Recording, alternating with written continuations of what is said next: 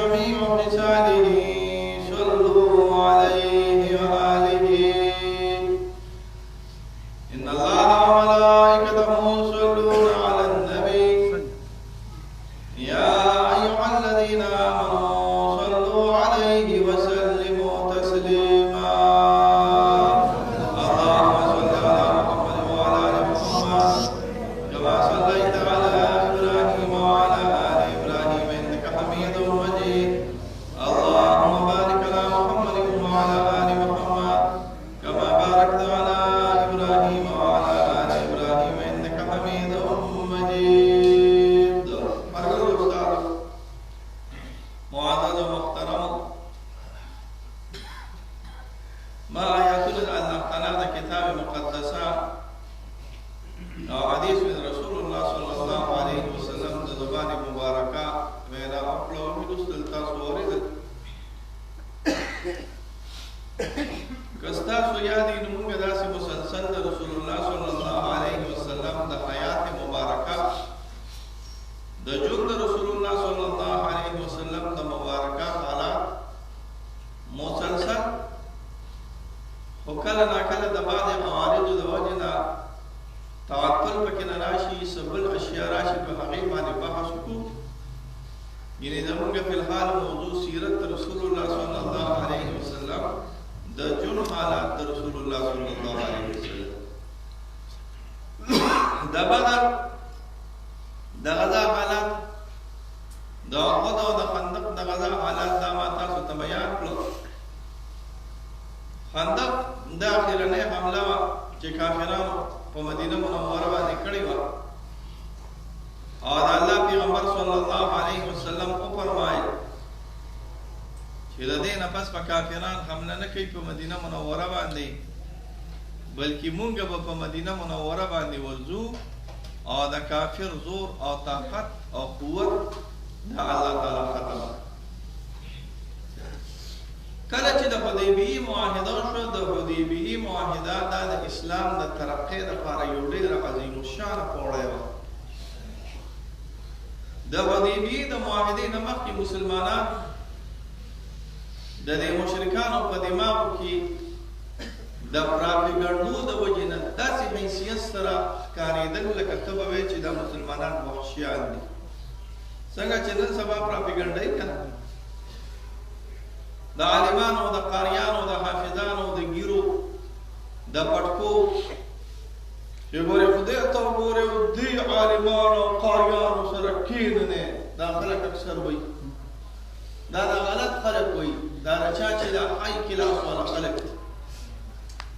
نو دا کوم ینګ جنریشن خلک چې دي دا نوي نوي دوی وایي لکه دا خو رچا جوړ څه جانجان دي، موږ ورغلي دي وخوړلي دي. بیا چې کله الله تعالی د دې خلکو هدایت نصیب کړي او د دې خلکو سره کښېني پاسي، د قاریانو عالمانو حافظانو سره کښېني او پاسي، نو بیا کومه پراپګانډه چې هغه به خپله ځایلی شي. د امریکې نه رپورټران یې راځي او زموږ د پښتنو د علاقو ته افغانستان ته چې کله ځي نو خلک یې یلوي ورې لا نړ شي زناور لا نړ شي زناور دی جمدین خوري. هغې چې راشي یو کښېني پاسي وګوري راوګوري دا خلک وویني، نو زما په خیال دا څلورمه یا پنځمه ریپورټره یا پروفیسران دي چې څنګه لاړ شي امریکې ته لاړ شي نو دلته اسلام نه قبلوي خو هلته اسلام قبول کړي. خلک ته تپوس کړي دا هلته دې ولې نه قبلوي، یاسې نه چې خلک وایي چې دی د جبر د وجې نه قبول کړی دی، لکه دلته یې نه قبلوي افغانستان او دلته یې نه قبلوي، هلته چې لاړ شي نو اسلام قبول کړي. نو خلک ورته وایي دا هلته یې ولې قبلی، د افغانستان او پاکستان کې ولې نه قبلی، ولې هلته امریکا کې قبلوي، یاسې نه چې خلکو په ذهن کې راشي چې جوړ په جبر پې قبول کړی دی. په جبر نه قبلوه، ما ته د دې خلکو د اخلاقو پته ولګېده.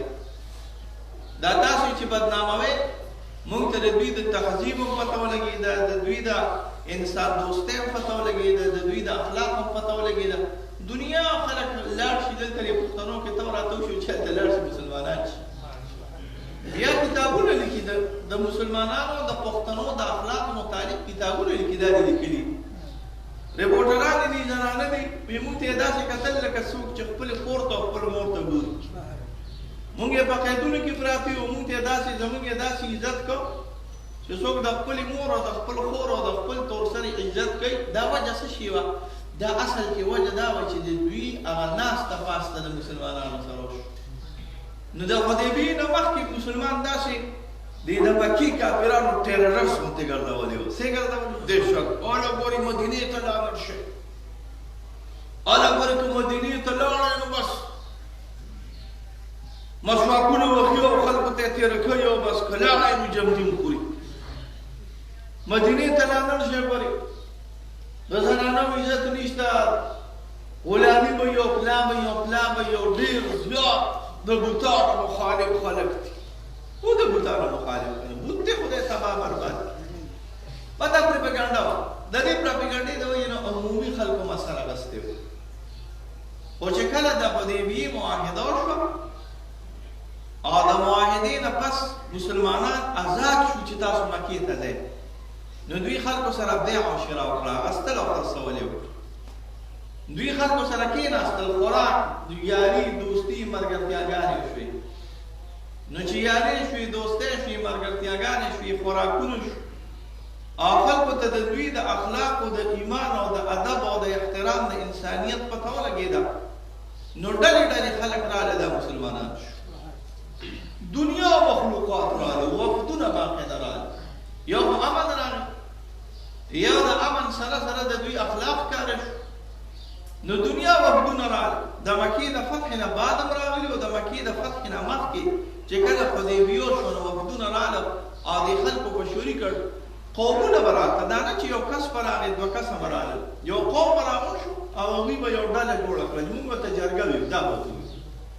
یو وفد او یو جرګه به یې جوړه کړه او هغه وفد او جرګه به د الله پیغمبر صلی الله علیه وسلم سره ولېږله او د الله پیغمبر صلی الله علیه وسلم به هغوی ته تعلیم د دین او د ایمان وکړو چې پوه به شو نو دغه ډله دا جرګه دا وفد به واپس خپل قوم ته لاړ او هلته به د اسلام نشر و اشاعت او د اسلام تعلیمات په خلکو مسلمانان زیات شو. دې کې دوه قسمه خلک نور وو. یو خو د کافر هغه ملګري وو چې بس کافران بس خبره ختمه وه. یو مسلمانانو دې کې دوه قسمه قومونه نور وو. یو هغه قومونه چې هغوی وي یاره داسې چل کوو، اسلام نه وروړو، خو موږ به ملګرتیا د مسلمانانو کوو. دې ته موږ په خپله اصطلاح کې عزیز ولي وایو. څه ورته وایو؟ عزیز ولي. په مکه مکرمه کې دوه ډلې وي.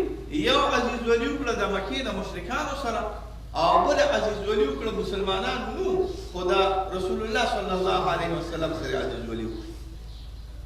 اتفاقي کار دا ابو سفیان په دغه وخت کې مسلمان و او د ابو سفیان نه کم لاندې عمله چې وه دا سخت سازشیان وو.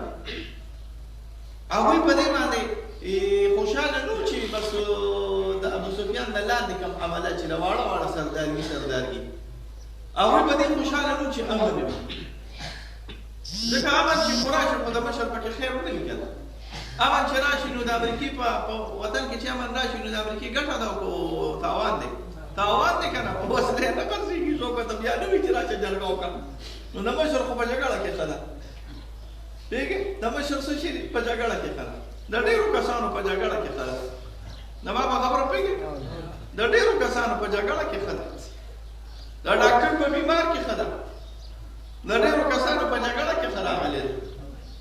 او چې د ډېرو کسانو جګړه کې خیر وي نو بس څوک خدا نه وي. بیمار یو بوډا وي ناست هغه ملا صاحب ته وي ملا صاحب دوا وکړه چې الله مې کاروبار کې خیر و برکت واچي. مولا صاحب دوا وکړه چې الله مې کاروبار کې خیر و برکت واچي. بل بوډا راواغش خدای مبارک نه کړ ورې دوا ورته ونه کړې. وی ولې؟ وی سړي د سقاطونو د کفنونو دکان ایستلی دی او کوم ورته دوا وکړه چې یا الله کار کې خیر و برکت واچوي نو دا ټول به بیا سقاطونو او کفنونو له ورمنډې وښي نو څوک کفنونو او سقاطونو له څوک منډې وښي ناسې وښي نو خدای کې وښي که مړي کې وښي مړي کې وښي نو د دغه کې خیر دی خو د خلکو خو فانې روانې کړ.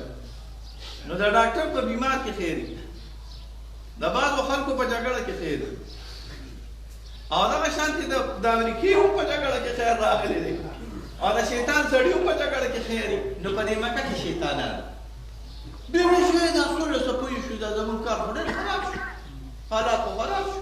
دوی راغلل د مسلمانانو په دې ملګرو باندې د شپې حمله وکړه. بني خداعي ورته د شپې حمله یې وکړه. د شپې چې کله حمله وکړه دوی بعضې کسان په دې کې مسلمانان شوي وو، په رکوع کې وو، په سجده کې وو، په تلاوتونو کې وو، بعضې نور مسلمانان شوي دوی یې قتل کړل. صرف یو درې څلور کسان پاتې شو. هغوی سولې ودرېدې محمد صلی الله د الله پیغمبر یا د الله پیغمبره موږ خو ستا سره عزیز ولي وو، مکه کې اوسېدو موږ پرې ووجو. د الله پیغمبر صلی الله علیه وسلم سیده اول جواب وکړو مکې مکرمې ته چې زمونږ او ستاسو معاهده ختمه، د حدیبیې کومه معاهده چې وه هغه ختمه. ابو سفیان راغی د مکې مکرمې نه او د دې په نیت باندې راغی چې دا معاهده ختمه نه شي. د ابو سفیان یوه لور د رسول الله صلی الله علیه وسلم په زوجات مبارکو کې وه. ابو سفیان لا ایمان نور وړي، مکه نه وه فتح شوې. دا چې کله د لور کور ته رادننوته، سوچ کوئ ښه ادب، د لور کور ته چې کله رادننوته نو لور یې وه، نو په یو بالښتي باندې یا په یو بستره باندې کېناسته. نو هغه لور یې د رسول الله صلی الله علیه وسلم زوجي مبارکي هغه کمبل یا هغه بستره یا هغه جانماز غوړ کړه د ده نه. پلار چې دې راشي نو تولۍ به ورته اچوي، خو تولۍ به ترې لرکې اچوي به که نه. دې دې تولۍ غونډه کړه، دې ورته داسې بد بد وکتل، وایي دا ولې دا تولۍ دې رانه ولې غونډه کړه؟ وایي بابا جي ته لا مسلمان شوي نه یو، دا د محمد رسول الله صلی الله علیه وسلم د ناستې او د ملاستې تولۍ ده. او د محمد رسول الله صلی الله علیه وسلم په مبارکه ښایسته برکتي تولۍ باندې قبل د اسلام نه د مشرک ناسته ماته مناسب نه ښکاري. زما پلار راغلی خو مشرک راغلی، او زما پلار راغلی خو مسلمان نه. نو چې مسلمان نه نو ته د الله د پیغمبر صلی الله علیه وسلم په تولۍ باندې نشې کېناستې. پلار یې خفه نه کړو، خبره یې ورته ظاهره کړه، خو د الله د پیغمبر صلی الله علیه وسلم په تولۍ مبارکه باندې پرېوته. ډېرې مینت ادارې یې وکړې چې معاهده برقرار کړو، معاهده برقرار نه شوه. خو د الله پیغمبر صلی الله علیه وسلم اعلان د جنګ هم ونه کړ. ابو سفیان لاړ خپلې علاقې ته. علاقې ته چې کله لاړ د الله پیغمبر صلی الله علیه وسلم اعلان وکړ، پټ اعلان، ځان تیاروئ ورځو به په دې ځل انشاءالله. مخکې خو به هغوی راتلل که نه، دا ډېره لوی زه وایم چې کاش دغه وخت کې وایي څوک به دا سوال نه کړي چې کاش مونږ د رسول الله صلی الله علیه وسلم په زمانه کې دا سوال به وي نه کوي. ښه علما وایي ولې وایي هسې نه چې ولې ته خو به خیر ګڼې هسې نه که شر نه شوي ولې هسې نه که چېرته ته هم پښتون وې په مکه کې پیدا شوی وې چې زه به د پلار و نیکه دین پرېږدم، نو هسې نه چې ګورې جنجالي ځای کې پیدا شوی وې. نو ستا لپاره فلحال ښه دا ده چې ته په دې وخت کې پیدا شوې. یو ډله د الله پیغمبر صلی الله علیه وسلم د الله پیغمبر نه راغله، خپلې خبرې ته به ما بیان رسوئ. یو ډله د الله پیغمبر صلی الله علیه وسلم نه راغله، او یا د الله پیغمبر مونږ ستا وروڼه یو، یا د الله پیغمبر مشکات حدیث دی مونږ ستا وروڼه یو.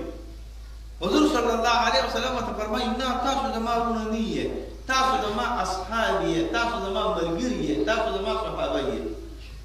خو د الله پیغمبر چې مونږ دې وروڼه نه یو، نو څوک دې وروڼه راغلي دي په دنیا کې؟ وایي هغه مې وروڼه راغلي دي چې زه یې نیم لیدلي او په ما باندې عاشقان دي، او هغه مې وروڼه راغلي دي چې زه یې نیم لیدلي او په ما باندې ایمان راوړي، او هغه مې وروڼه راغلي دي چې زه یې نیم لیدلي او په سنتو زما باندې عمل کړي، دا زما وروڼه راغلي دي. نو تاسو د الله د پیغمبر صلی الله علیه وسلم روحاني بچي وروڼه راغلي دي.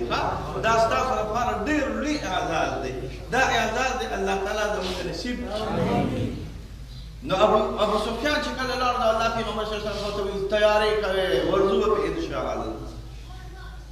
ما تاسو ته مخکې وویل چې کله صحابه تلل د حدیبیې په موقع باندې نو 1400 کسان 1400 کسان دوه نیم کاله پس چې صحابه روانېږي نو 1400 کسان نه دي 10,000 کسان دي، 10,000 کسان. د هغه آبادۍ په نسبت سره دا 10,000 هم نه دي، د هغه آبادۍ په نسبت سره چې د هغه زمانې آبادي وړ فرض کړي. زما د وړاندې تاسو د سپین ږیرو په نام پرېږدئ، زما د وړاندې د تنګي د آبادي به په دې مونږ به ورته یو ستا وو چې نوم مې اوس یې نه شم ویلی، دا شیزونه لګېدلي دي، خو چې تنګیوالې پېژني چې څه به یې ورته وي هغه شانته نوم به یې ورته وي. خلکو به پکې اودس ماتاو نو هغه نوم به یې ورته وي. بې پوهېږئ که نه؟ هغه نوم خو مې یاد شو که یاد نه شو. او د تنګي دې موړ ته چې به مونږ لاړو صرف یو کور و، د توت او د هغه توت د لاندې یو کور، او د شو نو ته به وایې چې سم قشاخانې ته راغلم او د دغه د واواغه د مارکېټونو نه خوا چېرته تاسو کور لیدلي او دا باړۍ وي او دا هدیرې وي او سخي سرور او ټول خلکو وخوړل دا ټولې آبادۍ نه وې دا ټولې شړې وې شړې دې ځای کې به خلکو وږي یې چول زما د روان دی وږي به یې چولي هغه به یې ټکول راټکول دا سکولونه نه دي سکولونه دا لاندې ځایونه شوي دي کې به وږي پراته او د هغه ته نالۍ چې کومه تللې دغه ځای کې تنګي ختم شوي اوس دغه د تنګي من دې سوچ کوه چې څونه مخلوق راغی دا اختر آباد زما د روان دی آباد شو دا مور زما د روان دی آباد شو دا د سپین ږیرو تاسو ته نه وایم نو تاسو وګورئ چې هغه زمانه کې زموږ په دې وړاندې د علاقې دونه غټې شوې نو 100 کاله مخکې به دا علاقه څنګه وه 200 کاله مخکې به دا علاقه څنګه وه بیا چې دا علاقه چې آباده علاقه ده د اوبو علاقه ده دې کې دونه لوی نفلي ده نو 1400 کاله مخکې دلته څونه آبادي وه خو لږه به وه نو چې 1400 کاله مخکې دلته لږه آبادي وه نو په مدینه او په مکه په دغه علاقو کې به آبادي څونه لږه وه ډېره لږه به وه نو چې ډېره لږه به وه بیا هم 10,000 کسان د رسول الله صلی الله علیه وسلم دپاره تیارېږي نو دا 10,000 نه دي دا 10,00,000 کسان د محمد رسول الله ځکه چې آبادي لږه وه نو چې آبادي لږه وه نو دا 10,000 د نن زمانې 10,000 نه دي چې ته وایې چې دا 10,000 دي او د نن زمانې دا د نن زمانې 10,00,000 کسان دي د آبادۍ په نسبت سره چې والې دا صحابه راجمع شو او الله تعالی ولې یو روب او دبدبه ورکړه ځان له ځان له خلکو څه ځان له ځان له پېژنې که دا انصار دي انصار د مدینې صحابه ته به وي دا مهاجر دي دا په انصارو کې غفار دي دا په انصارو کې دا په مهاجرو کې طی ده دا قبایل دي دا په مهاجرو کې قریش دي دا په مهاجرو کې بنو هاشم دي ځان له ځان له قافلې رالي ځان له ځان له لښکرې رالي موږ د په خپلو اصطلاح کې لښکرې دا هر لښکر به ځان له جنډه وه یو ورته جنډه وه د رسول الله صلی الله علیه وسلم سره دا برګه جنډه چې کومه ده د علماو د عالمانو د جمعیت علما اسلام دا د رسول الله صلی الله علیه وسلم سره چې کوم صحابه وو دا غټه جنډه دا جنډه وه د رسول الله علیه وسلم سره او نورې وړې وړې جنډې وې د دې غټې جنډې نه ما سوا وړې وړې جنډې وې دا به د هر قام جنډې وې او را خلک روان شو کافر ته دا پته نه وه ډډ شو چې کله ورسېدل یو مخلوق د خدای او دوی چې کله په غرونو ته وکتل یو سیلاب را روان شپه وه ماښام و چې ماښام کله راغی د الله پیغمبر صلی الله علیه وسلم وایي 2 او 3 او 4 کسان به ګورې یو دومې ته نه کښېنې هر یو سړی به ځان له دومه اچوي اوس سوچ کوه چې هر یو سړی ځان له دومه واچوي نو چې ځان له دومه واچوي نو د دومې د خواوشا دومه خو پېژنئ که اور چې کله ولګي نو د اور نه ګیر چاپېره خو 4-5 کسان ناست دي او چې هر سړي ځان له دومه واچولو نو دا ملک ټول روښانه شو نو په دوی باندې رعب راغی چې والله دا خو ډېر لوی مخلوق را روان کافر او دشمن به کله ناکله په روب هم خرابې په څه به خرابې په روب دا الله اکبر موږ څه لرو تاسو ته پته دا مستحبه طریقه ده چې سړی به کله ناکله په جهاد کې الله اکبر چغو بس دا خو به دې کېږي چې بس ته توره چلوه خوله ورې چوپي او بس داسې چې خوله دې چوپي او جنګ کې نو سړی به درنه نه یېرېږي سړی په دې جګړه کې چغې وباسي که نو ونیسه هلکه خپې نیغه که خلک وباسي او که نه وباسي هلکه راتاو شې ته هلکه څه چل دا ټول تاسو وایي دې کې څه بس پکې خوله باندې لاس کېږي روب نه پیدا کېږي 100 کسان به مړه کې خو روب به دې پیدا نه شي او چې دا چغې سورې پکې ووښه نو دې سره څه پیدا کېږي روب خو یو شرعي چغه ده یو غیر شرعي چغه ده شرعي چغه دا ده چې ته وایې تکبیر او دا نور وایي الله اکبر د دې د وجې نه د مسلمانانو یو روب پیدا شي اصل چې د تکبیر اواز ووري نو د تکبیر اواز خو د مسلمان لپاره د بیم مثال لري ول چې مسلمان د بیم مثال لري او موږ خو خدای کو داسې ناستو د بړستنې نه نه روځو ټول داسې په دې بارانونو کې پر چپلار د بړستنې نه روځو او چې وایي ناره تکبیر الله اکبر نو بیا بړستنه او هر څه خلکو غورځولي او منډه وکړي او که نه وکړي څنګه چې مار ته بیم وخي او هغه په جذبه کې راځي تکبیر د مسلمان دپاره د جذبې یو علامه ده نو حدیثو کې راځي دوی زړه بیله دا مکې کافرانو او مشرکانو زړه بیله او د زړه د بیلات یو وجه دا وه چې دې کې مشران پټ مسلمانان شو دا هم د الله نعمت که جګړه شوې وه نو موږ په دې جګړه خوشحاله نه وو تاسو وایئ ولې نه وئ خوشحاله یو تر دی خوا یو تر اخوا واره دی خوا ماما دی خوا کاکا دی خوا یعنې ټوله رشته وه یو رشته وه که نه. اوس به هم تاریخ لیکي چې لکه مسلمانان لاړل اول ته کافران قتل یې کړه، خو څوک یې قتل کړه؟ پلانکي کافر ترې قتل کړه، پلانکي کافر وارې قتل کړه. دا د الله لوی نعمت دی چې مکه په صلح باندې فتح شوې ده، جګړه نه ده شوې. او د هغې لپاره وجه دا ده چې شپه کېده کېده نو غټ غټ قتال پکې مسلمانان شوي. ابن عباس صاحب د رسول الله صلی الله علیه وسلم تره دی، دی مسلمان شوي راغلی و. ابو سفیان د شپې راغلی و د جاج دپاره، جاج خو پېژنې د جاسوسۍ لپاره خبرې کولې. انسان د یو بل خبره او اواز پېژني. زه د ده اواز پېژنم، د دې سرداري د سردار اواز پېژنم، د میا صاحب پېژنم، د اسماعیل استاذ پېژنم، چې په موبایل هم څوک خبرې کوي نو زه اورم او پېژنم. ده ورته داسې وګوري که دا خو د ابو سفیان اواز دی. او نور ملګري ورسره ویې سي بس سیدې ونیوه را روانې که د الله د پیغمبر صلی الله علیه وسلم مخې ته چې عمر صاحب ولیدو. عمر صاحب خو بس عمر صاحب و، تورې یې راوویسته ویل لا به لږې په ګوتو راکړې. اوس به چېرته دی، اوس به چېرته دی؟ داسې باران وی به اوس به چېرته دی؟ ابن عباس صاحب راغی په ابن عباس صاحب پلې له راځي. عباس صاحب راغی وي په قلار کښېنه، دا زما په امان کې دی. زه د رسول الله صلی الله علیه وسلم تره راغلی، ته لرې سړی راغلی، ده له ما مال ورکړی دی، دا زموږ رشته دار دی. خبردار که ګوتې دې ګورې ابو سفیان صاحب ته ولګولې او سیدې سړی د رسول الله صلی الله علیه وسلم په خیمه مبارکه ورته نه. نو یو خو د الله د پیغمبر صلی الله علیه وسلم سخور ما درته مخکې ویل، کافرو په هغه زمانه کې خو د الله د پیغمبر سخور. یو د قوم مشر سړی راغلی، اوس یو سړی کشر وي نو درته به یې بېعزتي وکړي، بېادبي به یې وکړي او شړق به یې ووایي. خو چې یو سړی ستا مخالف وي خو چې د قوم مشر وي نو ته به هغه سره د عزت معامله کوي، ځکه دا د اسلام تعلیمات دي، دا د اسلام رویه ده، دا د اسلام کار راغلی. وایي زه نه راغلی ابو سفیانه. ابن عباس صاحب مخکې پې کړو چې ګورې بله خبره ونه کړي ګورې بغیر د اسلام نه نوکاره یې پې ولګوله.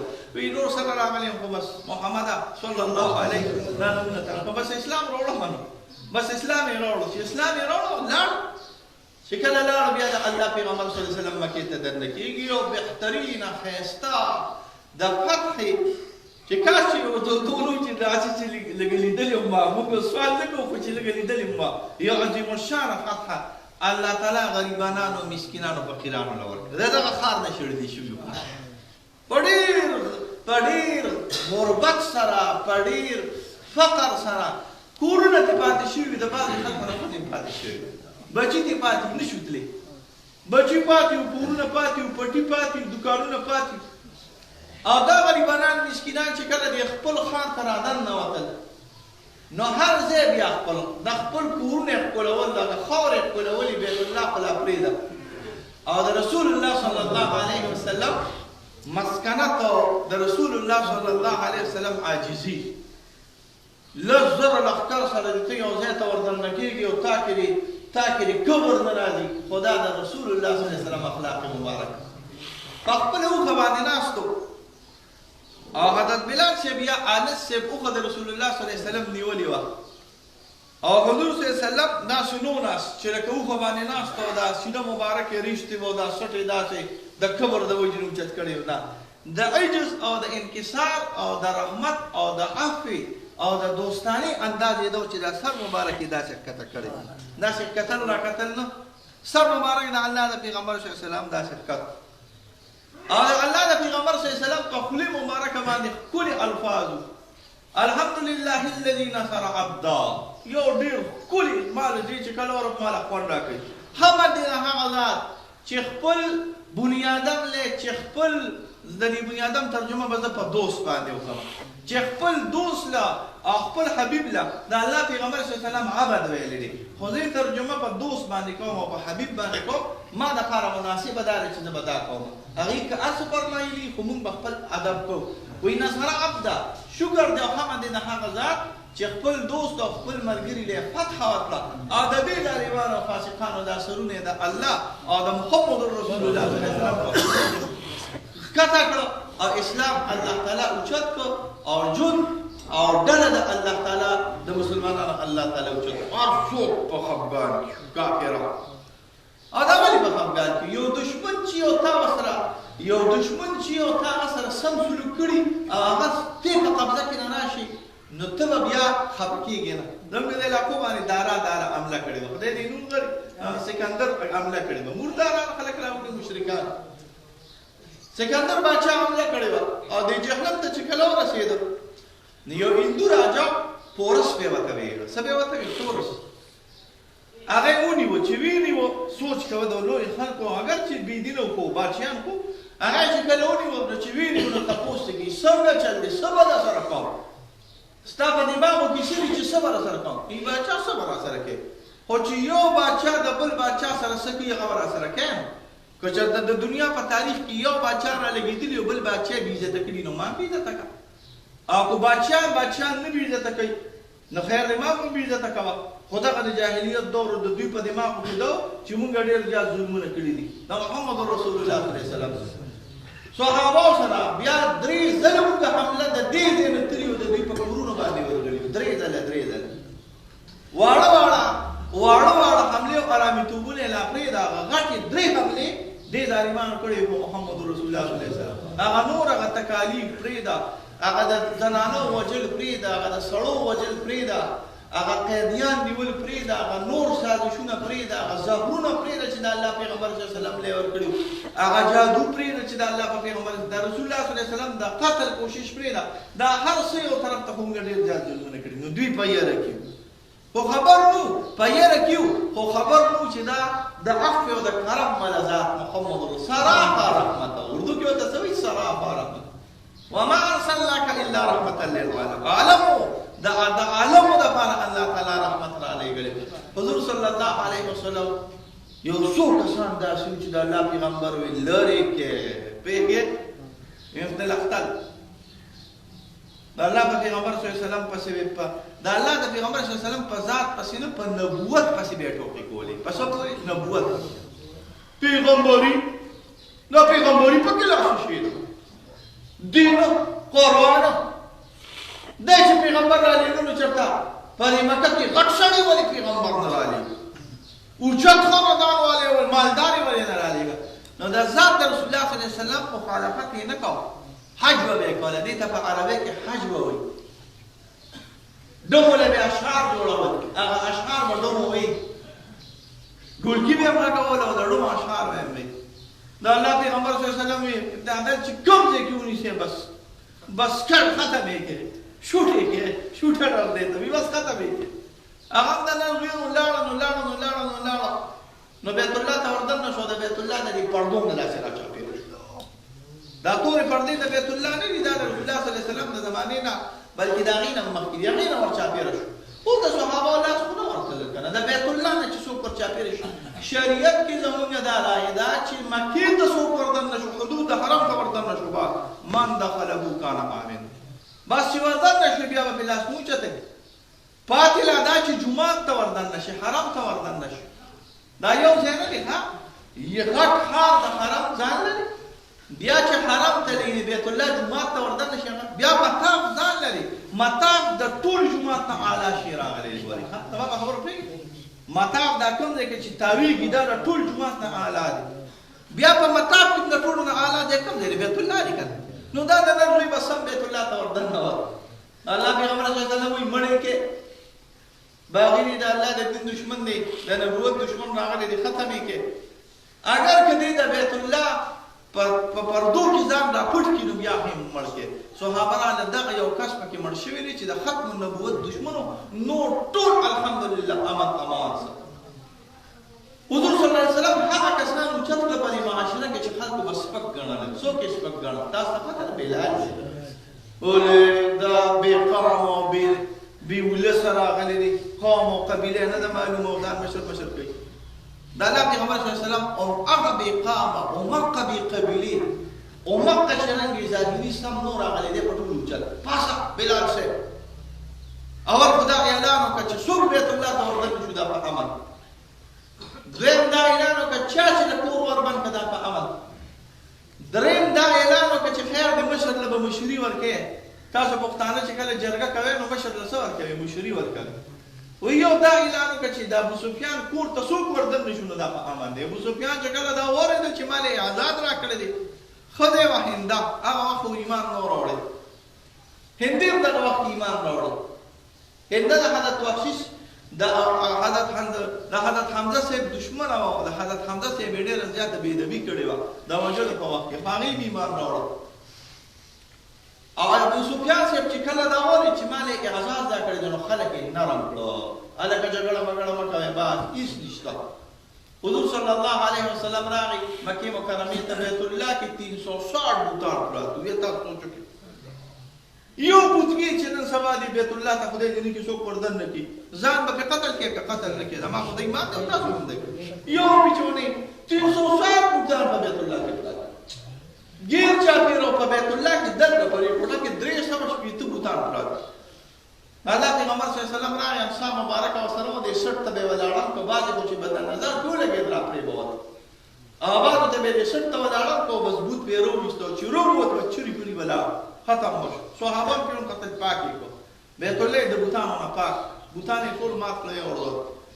او حضرت بلال صاحب ته رسول الله صلی الله علیه وسلم وایي چې تا دا خلک دا الفاظو کې نه وي ښه چې تا دا خلک کمتر ګڼي، اوس په دې الفاظو کې نه وي، دا د دې واقع نه فهم راځي چې تا دا خلک کمزوري ګڼي او تا دا خلک لږ داسې کمزوري ګڼي، نو زه چې تا کمزوري ګڼي نو ته پاسه کېږي.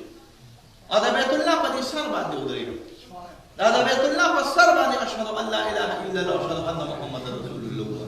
هغه بلال صاحب چې کمزوري په اعتبار د قوت او د نسب او د قام سره هغه د بیت الله په سر باندې ودرېد، او هغه کلمات چې 14 کاله په مکه کې او 10 کاله په مدینه منوره کې 22 کاله هغه د بیت الله د دې په شوق کې چې دا کلمه جهرن زما ما کې وویلی شي او دا کلمه جهرن او دا اذان جهرن زه واورم، هغه اشهد ان لا اله الا الله واشهد ان محمد رسول الله.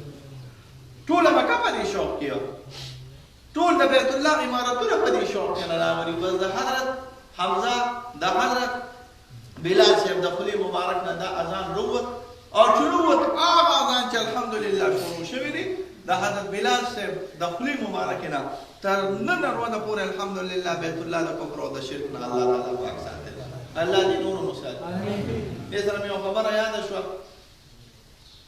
خبره مې یاده شوه، یو جنجال نه دی کړی، د تاریخ د اسلام په تاریخ کې چېرته طواف نه دی ولاړ، د دغه زمان 1400 کاله شوي دي طواف نه دی ولاړ.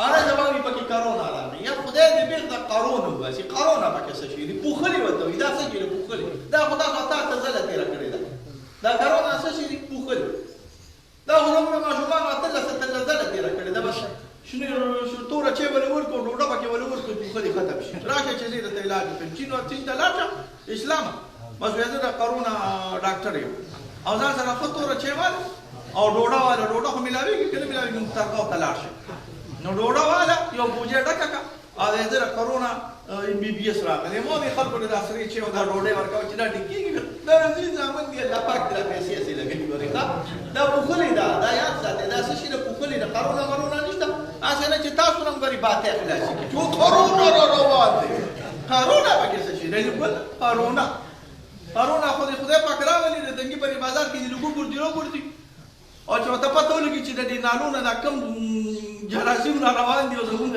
الواګانو کې او زمونږ په دې مټیانو کې استعمالېږي، یا د چارسدي چوک ته لاړ هلته دې چولې وکړي او چولې دي چې دا چولې د کوم جراثیمو نه ډکې نو دا کرونا به تښتي چې یا الله پاکه دا خو زما پلاران دلته ډېره دي، دا پکې داسې شی دی، زما په خبره پوهېږئ کرونا ورته څه وي، دا دغه چرګان دي، د چین والا خو د دغه چرګان دي، پارامي چرګان دي، نو پارامي چرګان باندې چې هسې یو ګوټۍ غوندې ټېغه کې ولګي نو ټول چې راپاسئ نو د شپې به 18 مړي، 18 خو مې لا کم وي، 200 به مړي. او زموږ مثال خو د کولنګي چرګانو ته کرونا مرونه څه ویلی شي، ټېغه کې ورته څه وایي، داسې پوده داسې واړي راواړي سره بیا جوړي ړنو دغه کوي ګورې دا څنګه ګپ نه لګوه ښه کرونا پکې څه شي دي چې تاسو د دې لپاره ټول ملک بندوي، وایي سعودي راولګېد طوافي خان هم د پلاړه کړه سعودي بیا راولګېد غریبانانو باندې عمرې بندې کړې، دا ټول د یهودیانو سازشونه دي. د اسلام په تاریخ کې چېرته بیت الله کې طواف نه دی بند شوی، د کرونا د وجې نه بیت الله کې طواف بند شو، مړه دا داسې یو شل کرونا خو به وي خپل اودس او لمونځ کوه، چې تا دا دوا بند کړه مونځ دې بند کړه چې مونځ دې بند کړه نو بېلمازه به پرې کړه نو دا بېلمازه چې په کرونا کې بېلمازه مري نو دا به د مونځ په بیت الله کې مړ شي دا وایي که نه بیت الله کې چې بیت الله کې مړ شو کرونا نه باندې نو یې کنه کرونا ته زه داسې د استحسان کرونا ویلو نو چې بیت الله کې او په طواف کې کرونا نه باندې راشي او مړ شي نو څه شل مړ شي مړ کېږو خو مړ کېږو دا پکې لا څوک دی چې ځان سره سټام پیپر هم دا سره راوړي چې نه ضرور نه نو یو خدای ده چې دا کرونا ده او دا کرونا مرونه نشته خو خدای پاک داسې مې بېګا اورېدل چې انسانانو باندې برکه خو پرندې والله الله راولېږلي مارغان د بیت الله نه تاویږي راغلي حدیث کې دا راغلي دي چې کله طواف انسانان نه وي نو فرشتې الله تعالی رالیږي د دې نه بیت الله نه فرشتې تاویږي نو بیت الله باندې طواف نه خو دا لینګو والا دا لینګو والا خو پېژنې دا پتلونګي لینګي چې د دنیا بې غیرته خلک کاش چې دا د محبوب دا د رسول الله صلی الله علیه وسلم ګاونډیان نه وي نو ما به د دې نه دا سرونه خریدلی وي خو زه د رسول الله صلی الله علیه وسلم ته کلی او د وطن بې انتها ادب به کوو انشاءالله مونږ څه نشو ویلی خو کاش چې دا خلک دا خو د یو سړی وطن بند کړي دا پکې نور څه نه دا د یهودیانو سازش دی چې بس قادیان ته دې خلک دي او مکې ته دې خلک نه شي زه الله پاک دې رحم وکړي خبره مې دا کوله چې هغه بیت الله کې اذان شروع شوی دی تر اوسه پورې الحمدلله نه دی هغه چې بیت الله کې طواف شروع شوی دی نو کرونا راغله خو د کرونا نه مخکې بیت الله نشو هم دا بیت الله د مطاف طواف باندې ښه عام په برانډو کې طواف کېږي لګیا دی پرې ښه مطاف کې چې کوم طواف دی هغه باندې برانډو کې پاس کېږي لګیا دی نو 1600 کاله چې خلک لګیا دي بیت الله او خیر برکت نه کمیږي ان فتحنا لك فتحا مبینا عظیم الشان فتح الله تعالی رسول الله صلی الله علیه وسلم دعا کې چې الله تعالی شروع فتح مصیبتونو الله تعالی په امان کې وساتي دعا جهان خیر الله تعالی ټول لړا یا رب کریم علم نافع کامل سره د ورا سره د تقوا سره د سنیه خیر سره د دین ټول شعبو د خدماتو زموږ نصیب یا رب کریم چې څنګه موږ کړی غلط تمام چې د نور ګناهونو په امان کې وساتي حاضر وای مرګ استاد د دوه جهان په خیر سره خیریات حاضر وای مرګ استاد د دوه جهان د شرونو آفتونو مصیبتونو تکالیف په امان کې وساتي ایمان تم خیر په خیر نه دارش تر نه راځي چې درځونو دا کلمه نصیب چې لا اله الا الله